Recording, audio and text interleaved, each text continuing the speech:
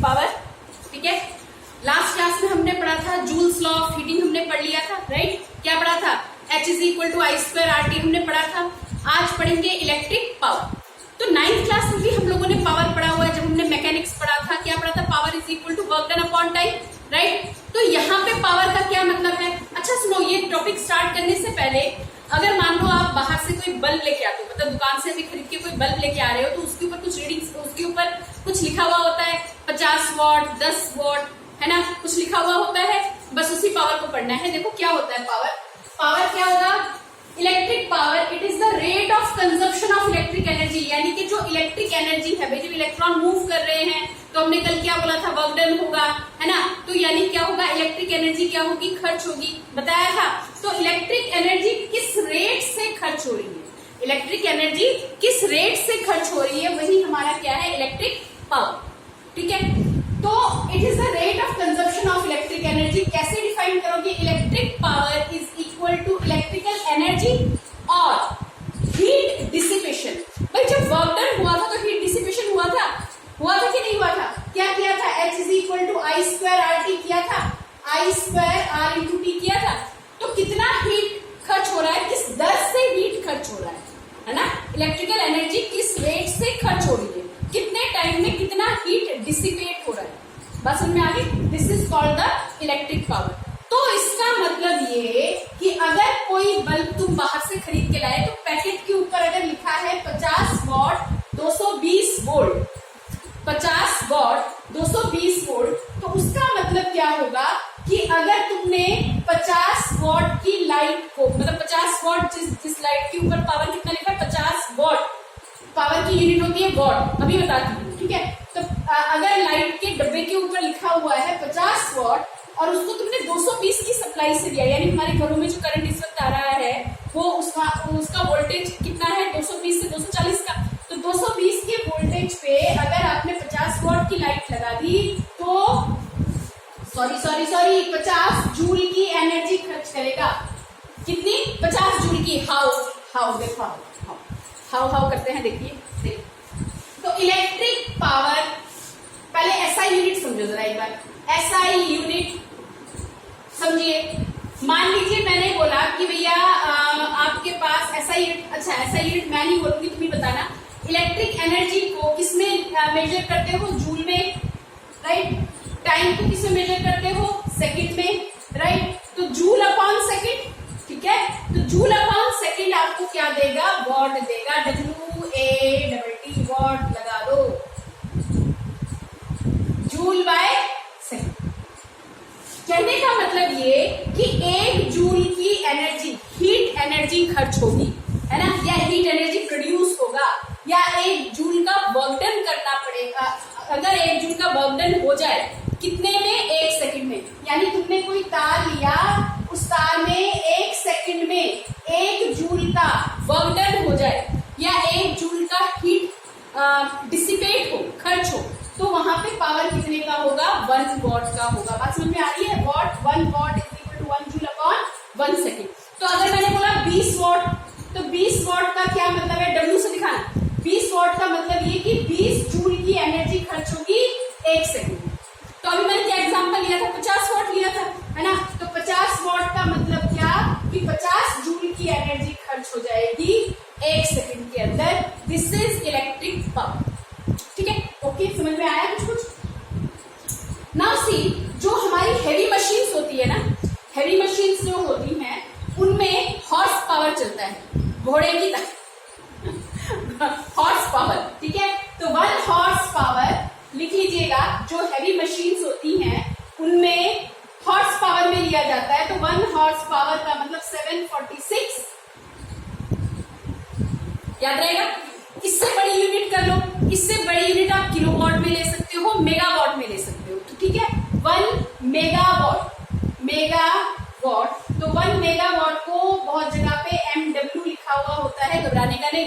1 megawatt 10⁶ what के बराबर होता है। याद रहेगा बेटा? कितना याद रह जाएगा? इसके ऊपर बहुत बढ़िया वाले क्वेश्चन आएंगे। देखो हम लोग जरा फॉर्मूले की तरफ बढ़ते हैं। Electric power, okay, electric power को P से ही डिनोट करोगे, डिनोट P से करोगे, मेजर वॉट में करोगे। तो पावर, अच्छा हीट डिसिपेटेड कब करवाया था, H/T करवाया था।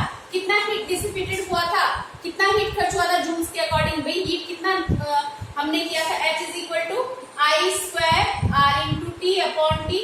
बोलो T से T कट गया, तो पावर को हम क्या लिख सकते हैं, I स्क्वायर R लिख सकते हैं। देखो एक फॉर्मूला तो ये बन गया, नोट डाउन कर लो।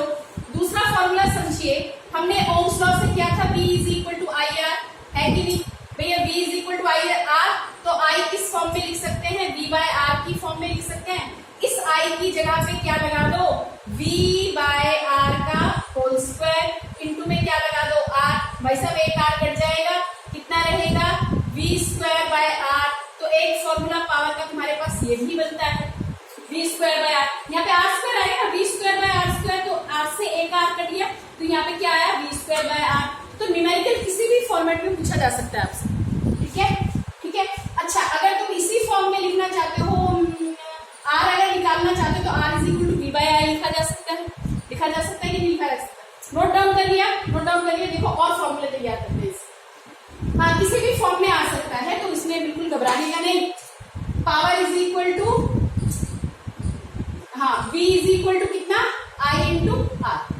तो हमने I को रखा था, अब जरा R को रख के देखो, R कितना हो जाएगा, V बाय I होगा।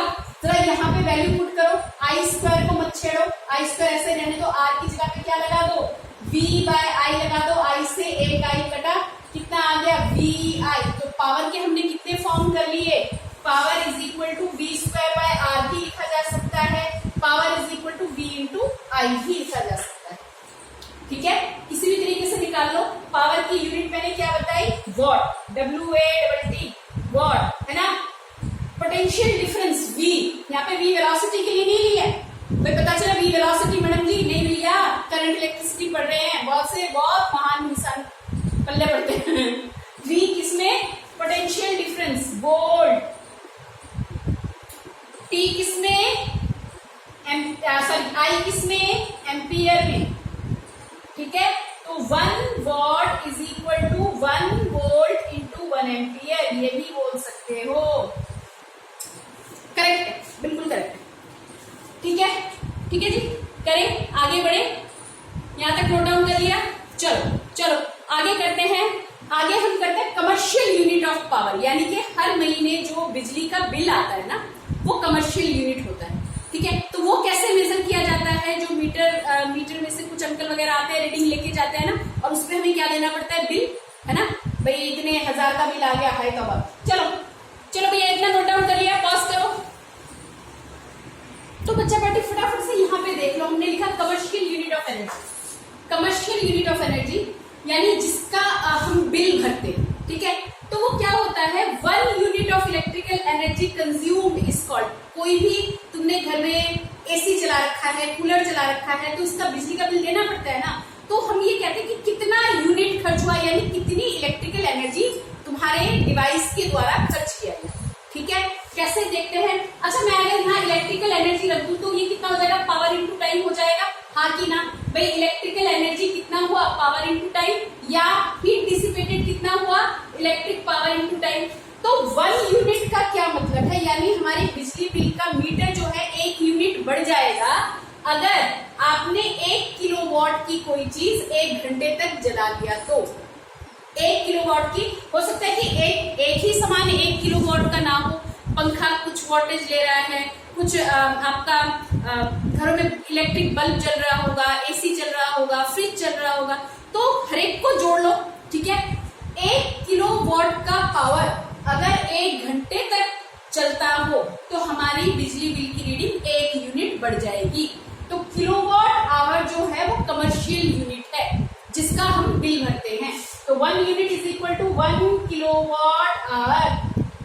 ओके, इसको और डिफाइन करते हैं। देखो 1 किलोवाट का मतलब 10 की पावर 3 वॉट, यस, और 1 आर का मतलब 3600 सेकेंड, 5, ठीक है, 3600 सेकेंड हो गया। तो बेटा अगर हम इसको मल्टीप्लाई करके देखें तो कितना आएगा, 3.6 लगा दो, पॉइंट यहाँ पे लगा दिया तो 3 यहाँ पे, 2 यहाँ पे, 5 और पॉइंट का 1 6, 3.6 इंटू 10⁻⁶ क्या हो जाएगा ये हमारे पास, जूल। तो 1 kilowatt hour is equal to इतने इतना जूल, यानी एक यूनिट की जो हम बात करते हैं ना, इतनी एनर्जी खर्च होगी। बस समझ में आ रही है? 1 किलोवाट आवर का कोई सामान या सब कुछ मिला लो अपने घर के और अपना बिजली का बिल खुद ही तैयार कर लो, ठीक है। अब किस स्टेट में रेट कैसा है, आप दिल्ली में हो तो वहां पे 1 यूनिट का रेट कुछ अलग है, ठीक है। अगर आप जयपुर में हो, मतलब राजस्थान वगैरह में हो तो वहां पे रेट अलग है, हरियाणा में तो वहां पे रेट अलग है, उस हिसाब से बिजली का बिल तैयार होता है, ठीक है। तो जब भी हम कह रहे हैं 1 यूनिट बढ़ गया, यानी कि 1 किलोवाट का कंप्लीट सामान कितनी देर के लिए चला होगा, 1 घंटे के लिए, तो रीडिंग कितने से बढ़ जाएगा, 1 यूनिट से। क्लियर होता है? क्लियर होता है? यहाँ तक नोट डाउन कीजिए। इसके बढ़िया वाले एग्जाम्पल हम कल की क्लास में करेंगे, ठीक है। और जो पीछे हमारे छूट गए वो वाले भी, ठीक। उसके बाद में आपको इसमें जो अब तक आए हुए सीबीएसई के क्वेश्चंस हैं उनके साथ डील करेंगे, ठीक है। Okay, well done, bye.